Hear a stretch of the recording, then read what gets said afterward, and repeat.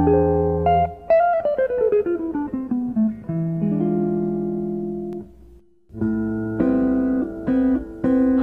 Annika Spalding and I'm a writer. I've always been a writer. I've been that kid that writes in class and writes stories at home. But I've taken it more seriously in the past 2-3 years, I would say.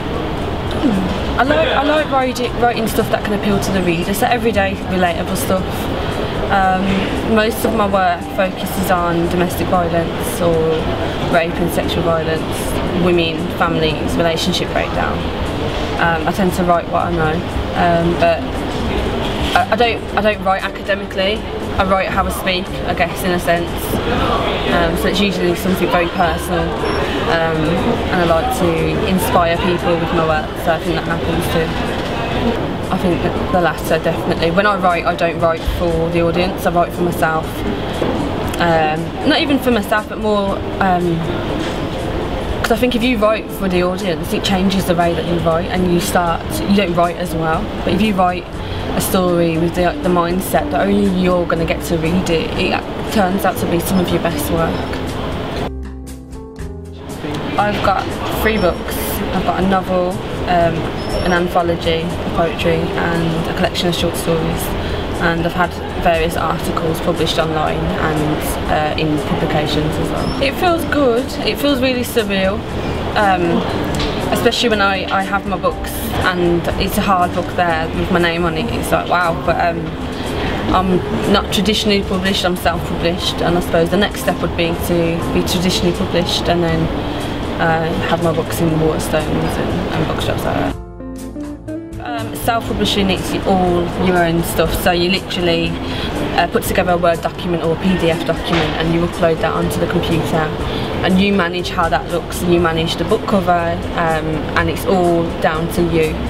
And then it can get listed on Amazon and other sites like that, and then it's completely down to you to promote it and market it. It's all on you, whereas if you were traditionally published, you'd have a publishing house behind you who would support you in doing that. And usually the way to get a publishing house to publish a book is to have a literary agent, but that's very difficult to get in this day and age. You can have a really good manuscript, that's brilliant, but they're still going to reject it because they have maybe 100 brilliant manuscripts a year, so it's difficult to get traditionally published, but that's my next step. So.